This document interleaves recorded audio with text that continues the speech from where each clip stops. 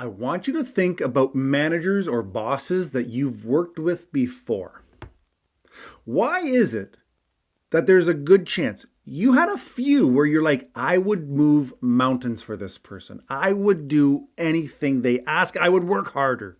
But why is it that we have other managers where you could not care less what they're asking you to do, how important it is to them, when they need it done? You're taking your time, you're pacing yourself, and it gets done when it gets done. Well, in today's video, we're talking about the silent trick that some managers are able to use to get you to work harder. Welcome to the channel, Leadership with Mike. On this channel, I help you become a more confident leader, and I do that with no nonsense sense, if that makes any sense. Now, in my experience, the managers and leaders that I think of where I'm like, that son of a gun got me working really hard.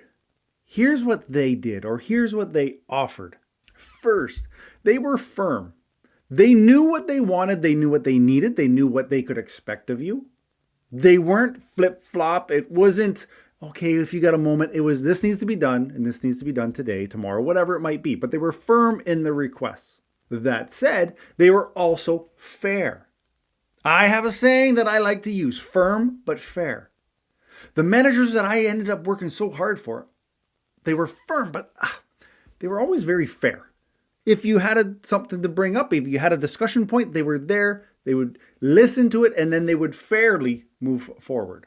These managers, in my experience, were also great at giving me feedback, helping me grow, helping me develop myself, helping me stop making stupid mistakes, whatever it might be. But they were very good at giving me feedback. And on the flip side of that, they were very open to receiving constructive feedback themselves.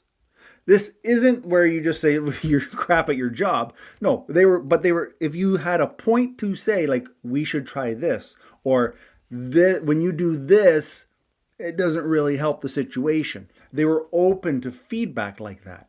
And one of the biggest things is that they didn't treat me like I was an employee number.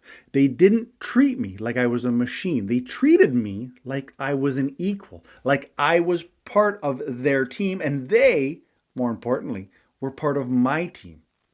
That's a huge win when you're managing, when you're leading a team, is to get people to know that you acknowledge them, to know that you know they're people. They have things going on. They have likes and dislikes and whatever it might be. So when I start looking at these things that the managers, the successful managers I've worked with, what I've concluded is that they were excellent at fostering mutual respect. And that's how these sons of guns got me working harder.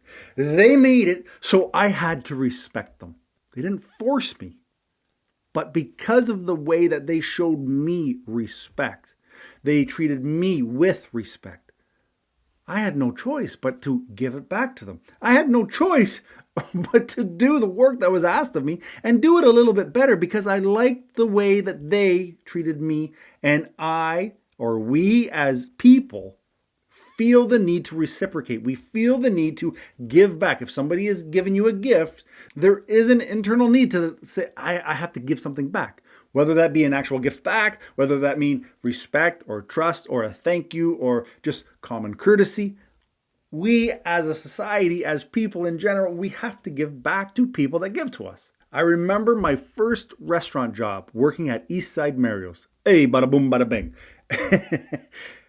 The manager that hired me, for whatever reason, she stuck out for me. I was able to, and this is right at high school, but I was able to say, she's getting me to do work. Like, I'm not saying I'm lazy, but if there's a quick way to do something, I would usually go that way. But with this manager, I worked extra hard. I stayed late. I put in the work. And it was only after years of working in the industry and years of being in different leadership positions that I realized she was using the silent trick. She respected me.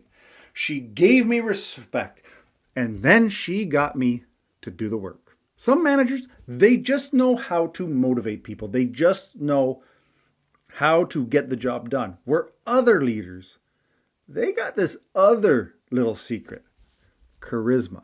So if you're trying to get your team to work a little bit harder for you, you need to watch this video for 5 things that leaders do to become more charismatic. Okay, I'll charm you over there. Ciao.